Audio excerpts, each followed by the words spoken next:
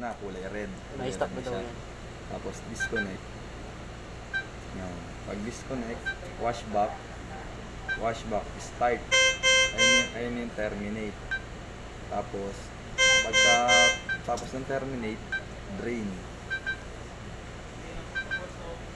Drain mo na siya.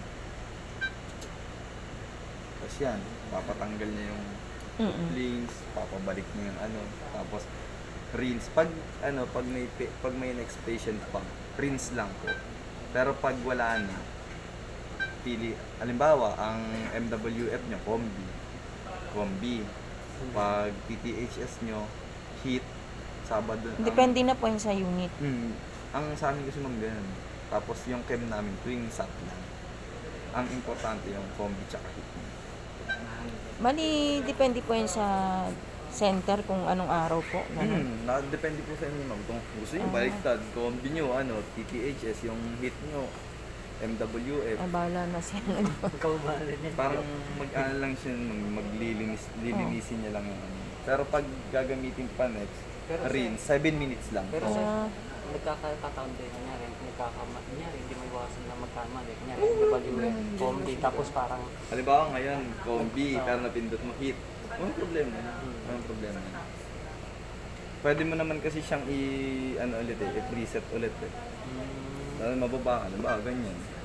Tapos napindot mo, combi. Tapos start cleaning. Yan. Hindi yan pwedeng araw-araw, sir.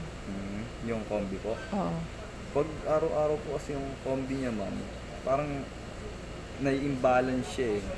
Kumbaga sa combi lang kayo nakafocus ng linis. Yung ibang niya, hindi nalilinis. So, parang every other day. Kumbaga palitan. Okay. Sige po. Para balance yung linis niya. Tapos, pag parang wala ko balde. Combi. Yung biscuit.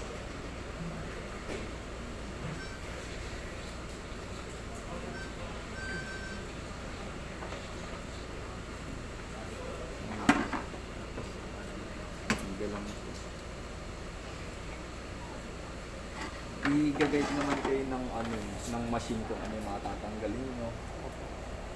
Ang tigas. Tinigisan ko. Patanggal. Ayaw mo patanggal. Sir, pwede na tanggalin to? Oh, pwede. Tanggal